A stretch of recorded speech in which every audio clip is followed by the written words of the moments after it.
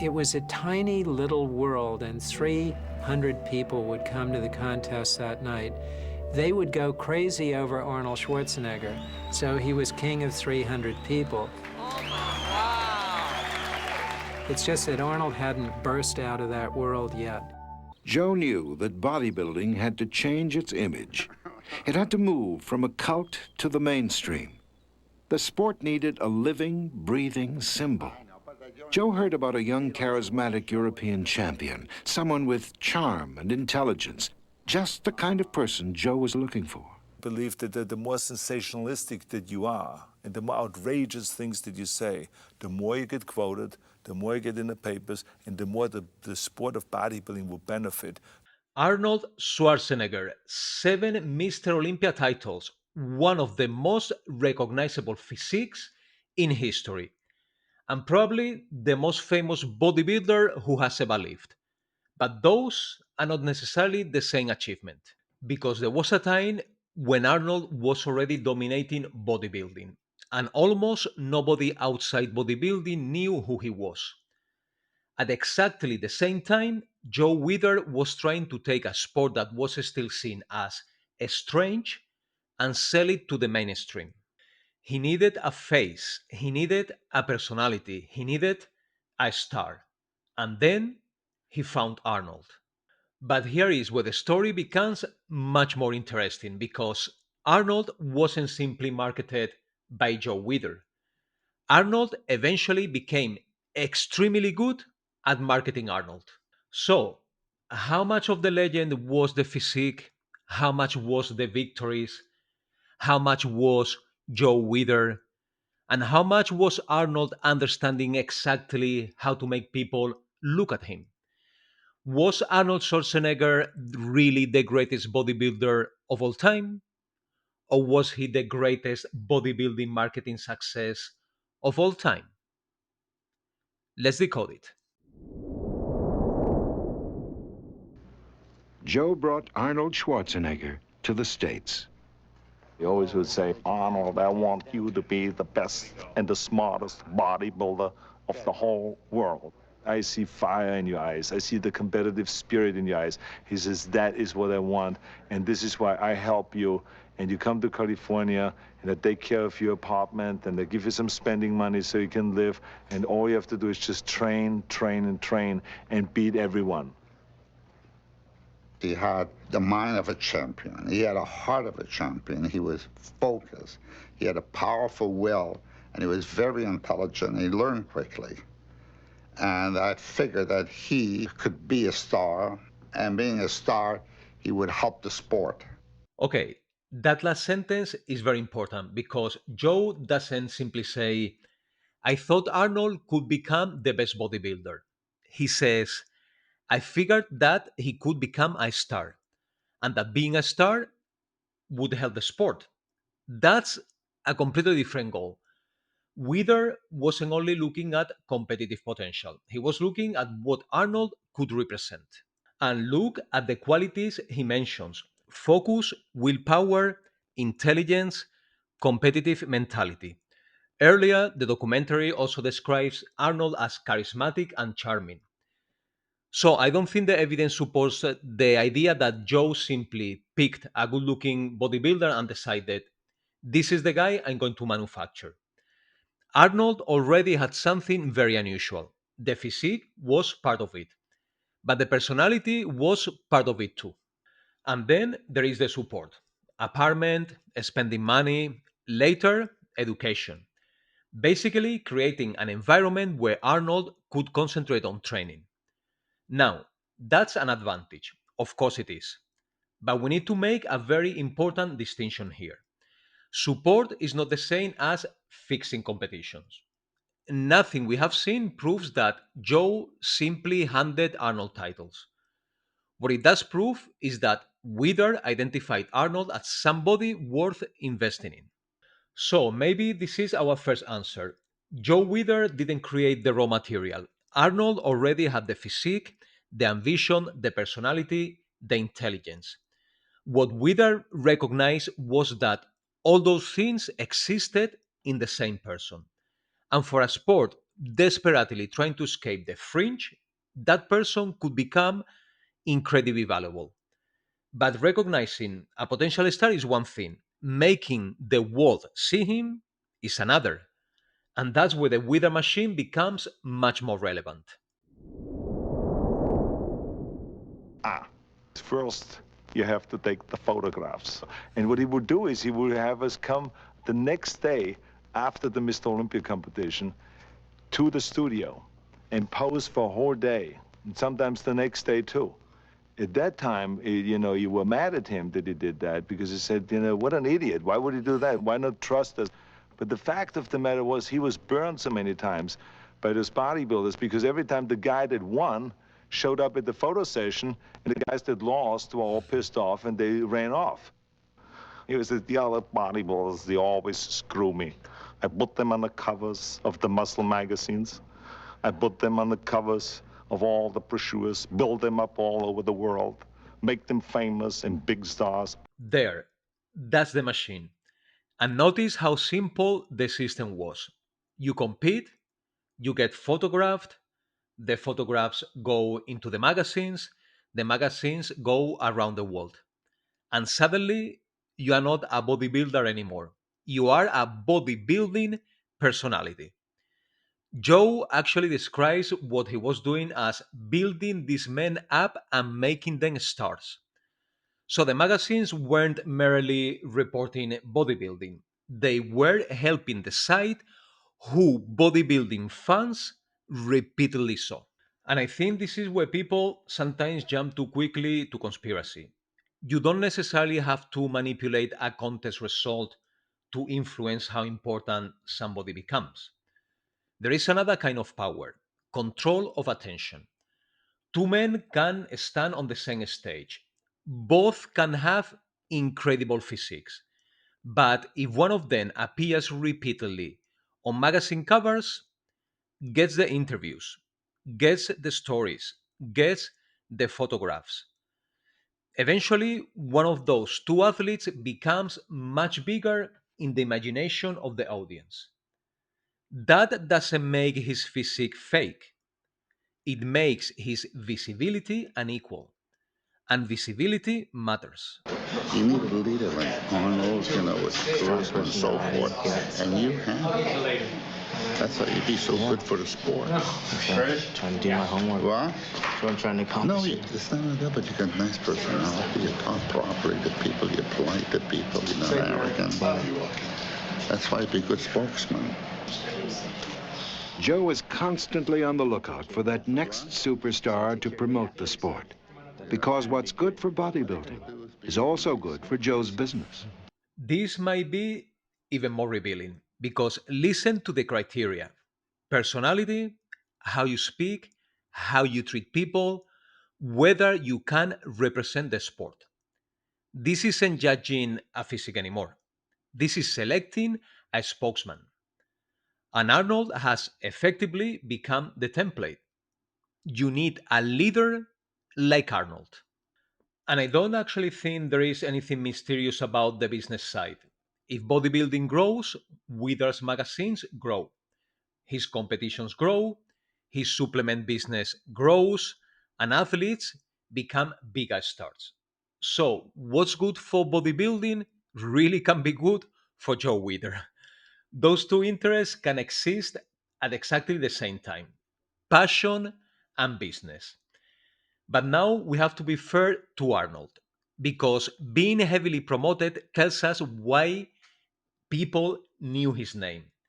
It doesn't tell us whether he deserved to win. For that, we have to go back to the stage. The judges didn't know what to do. It was a really, really close event. And from what I read, it was a 4-3 decision. Sergio got 4 first place votes. Arnold got 3. Sergio barely beat Arnold Schwarzenegger at Arnold's very first Mr. Olympia in 1969. And when it was announced, Arnold did the famous hug and he kissed Sergio on the side of the face.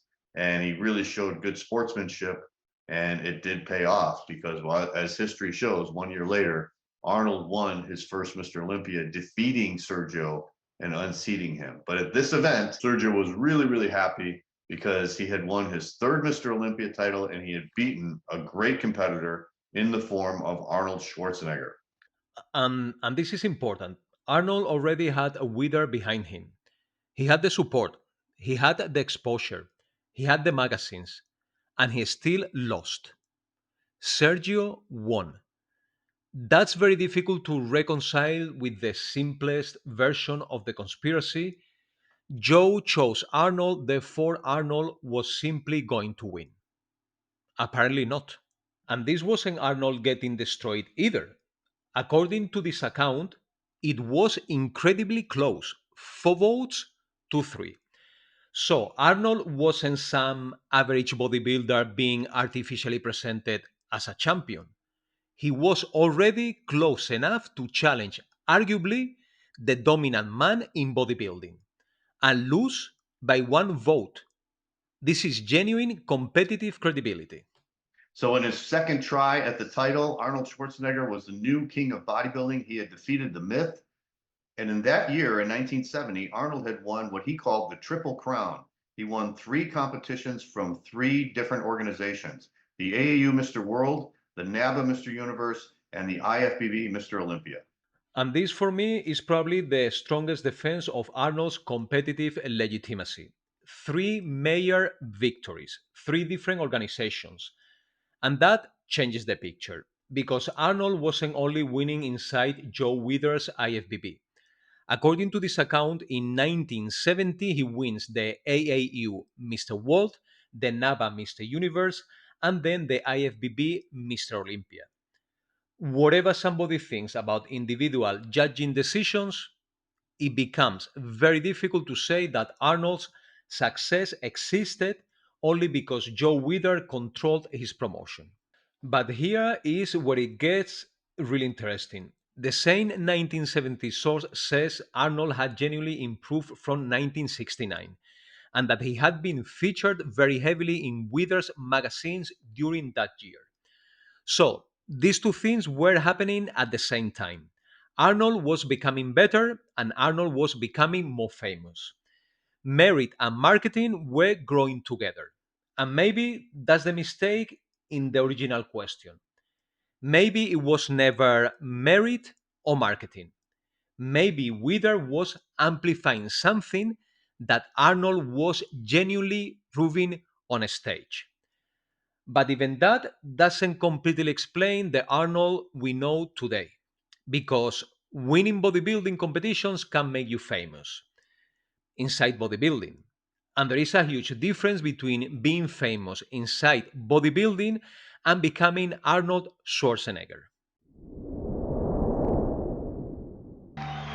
Back before pumping iron, he was known as the Austrian Oak, but he was unknown outside the marginal and misunderstood sport called competitive bodybuilding. It was a tiny little world, and 300 people would come to the contest that night. They would go crazy over Arnold Schwarzenegger, so he was king of 300 people. It's just that Arnold hadn't burst out of that world yet. Photographer George Butler and writer Charles Gaines were fascinated with the bodybuilding subculture and collaborated on a book they called Pumping Iron, which featured the young Austrian bodybuilder. Butler wanted to turn it into a film, but Arnold wanted to retire. Since moving to America in 1968, he'd won the sport's top prize, Mr. Olympia, an unprecedented 5 times, and he'd had enough. George Butler came to me and says, I have a great idea. We should do a movie, but it only will work if you're in it. And if you retire now, you can't be in it, so that doesn't work. This might be the most important contrast in this entire story. Arnold had already won 5 Mr. Olympias, and he's still described here as king of 300 people. Think about that. 5 Olympia titles had established Arnold's greatness as a bodybuilder, but they had not created Arnold Schwarzenegger, the cultural icon. Those 2 are completely different achievements. And this is where pumping iron changes everything. A bodybuilding contest asks the audience to care about symmetry, mass, definition, posing, conditioning, but a movie needs something much more universal: a hero, an opponent, tension, personality, conflict. You don't need to understand bodybuilding judging to understand two men trying to beat each other. But if an Arnold win was inevitable, where was the drama? Where was the conflict? Every movie hero has to show his stuff by pushing up against an obstacle. Butler had to find it. I wanted to find a great antagonist for Arnold, and there was Louis Ferrigno in Brooklyn, New York, 6'8", 270, dark and foreboding. Muscle magazine publisher Joe Weider had already had his eye on Ferrigno. For Weider, the old story Arnold wins again was growing stale. But a Mr. Olympia showdown between Lou and Arnold, this was perfect, and exactly the kind of rivalry that sells magazines. That is awesome. Arnold being unbeatable was actually becoming a storytelling problem. If everybody already knows Arnold is going to win, where is the tension? So Lou Ferrigno becomes more than just another competitor. He becomes the challenger, the obstacle, the man who might finally beat Arnold. And suddenly, bodybuilding has a storyline that people outside bodybuilding can understand. And this is another place where I think we need to separate reality from presentation. The competition was real, the physiques were real, the training was real, but Raw Iron openly explains that scenes, characters, and conflict were shaped to make the film more interesting. So, Pumping Iron didn't need to invent Arnold's bodybuilding success. It needed to turn that success into a story. And stories are much easier to sell than scorecards. That's the moment Arnold goes from champion to character. But the most interesting part is that Arnold wasn't simply being manipulated by filmmakers, because Arnold understood exactly what they were doing. For instance, now I took a story that I actually heard in France. One bodybuilder one time tell me, 4 years before, a story about how he never went home to his father's funeral before a competition. How his father died and he just ignored it. And he says, yeah, here to stay focused. So I stole that story. And I said to myself, I have to say that story. People will be shocked. People will be writing about it when this movie comes out. And that's how you get, of course, headlines and all those kind of things. And people will write about the movie. That's how we sell the tickets. And so, of course, since then, I've been getting those questions. Is this true? Is this not true? I mean, did your father really happen? Reality of it is that it never happened. And this changes the story completely, because now we can't simply say Joe Weider marketed Arnold. Arnold understands the marketing game himself. He hears a shocking story, remembers it, and later he realizes this will make people talk. People will write about it. It will create headlines. It will sell tickets. That's not somebody accidentally becoming famous. That's somebody who understands attention. And this is decades before Instagram, before YouTube, before TikTok. But the mechanism is exactly the same. Say something ordinary, people forget it. Say something outrageous, people repeat it. The repetition creates attention. The attention creates visibility. And the visibility makes the personality bigger. Arnold understood this incredibly early. Because that's what I said in the movie. And the reality, of course, is no, it has nothing to do with one and the other. It feels great to be a champion. It feels great to train. It feels great to pump up and all those things. But how can you compare one with the other? It's two different things. You better get both, the pump and the coming. But I mean, the reality is I made up a lot of this stuff because I felt like that's the way you get attention. You have to, I believe that the more sensationalistic that you are and the more outrageous things that you say, the more you get quoted, the more you get in the papers, and the more the sport of bodybuilding will benefit because the more stories we will get about the sport of bodybuilding. So that's what it really was all about. There it is. For me, that's probably the most important Arnold quote in this entire video because Arnold himself connects sensationalism to attention to newspaper coverage to more exposure for bodybuilding. Joe understood it, the filmmakers understood it, and Arnold understood it. So by this point, I don't think the relationship is Joe Weider, the marketing genius, and Arnold, the product. That's too simplistic. Arnold becomes part of the machine, maybe eventually the most important part of it, because he doesn't simply give Weider a physique to photograph. He gives the media a personality they can write about, and he knows exactly how to fit that personality. So, was Arnold Schwarzenegger really the greatest bodybuilder of all time? I don't think this video can objectively answer that. Greatest is always going to depend on what you value: titles, physiques, competition, longevity, influence, impact.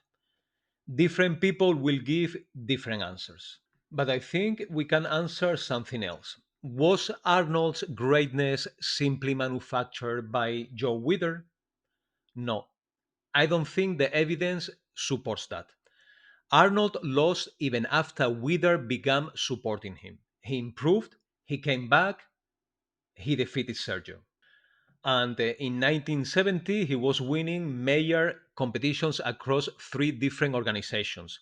That's real competitive merit. But was Arnold's eventual status as the symbol of bodybuilding purely result of those victories? I don't think the evidence supports that either. Joe Weider openly believed bodybuilding needed a start. He saw that potential in Arnold. He supported him and he promoted him. His magazines helped make bodybuilders famous, and Arnold became the model for the kind of spokesman Weider wanted. Then pumping iron did something competition alone had not been able to do. It transformed a bodybuilding champion into a character people outside bodybuilding could understand. And finally, Arnold himself took over. He learned that controversy created headlines. Headlines created attention, and attention helped sell not only Arnold Schwarzenegger, but bodybuilding itself. So maybe Arnold's real advantage was never one single thing, it was a combination. The physique was real, the victories were real, the charisma was real, the promotion was enormous, and Arnold's understanding of publicity was exceptional. Joe Weider didn't take an average bodybuilder. He convinced the world he was Arnold Schwarzenegger. He found someone extraordinary and built the biggest possible spotlight around him. And Arnold was intelligent enough to step into that spotlight and make it even brighter. So for me, Arnold wasn't great because of marketing, but the size of the Arnold legend cannot be separated from him. And there is another consequence of this story. Once bodybuilding learns that a champion can become more than a champion, that the physique can become entertainment, that personalities can sell magazines, that the spectacle can bring people into the sport, then eventually another question appears. What gets people's attention next? For Arnold, it was the combination of physique, aesthetics, and personality. But bodybuilding wouldn't stay there forever. Eventually, bigger itself would become part of the spectacle. And that's where the story starts moving from the aesthetics ideal toward the area of the man's monster. But that's another breakdown. So, what do you think? If Joe Weider had never promoted Arnold and pumping iron had never happened, would Arnold still be remembered today as the greatest bodybuilder of all time? Or would we talk about somebody like Sergio Oliva very differently? Let me know below. And if there is any other bodybuilding legend, training system, or moment in bodybuilding history you want me to break down, leave it in the comments. This has been Arnold Schwarzenegger, greatest, best marketed, or maybe a bit of both. Decode it. See you in the next one.